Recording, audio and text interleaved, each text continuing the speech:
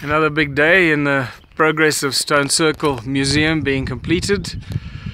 We started building the inside central pillar.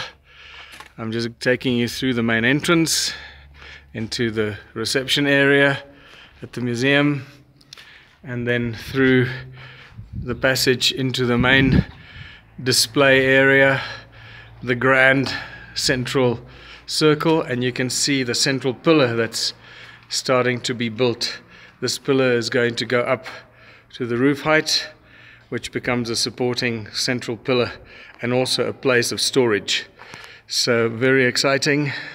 The final stages of the building is now here, and we are making good progress, as you can see. So I'll feed back as the progress continues.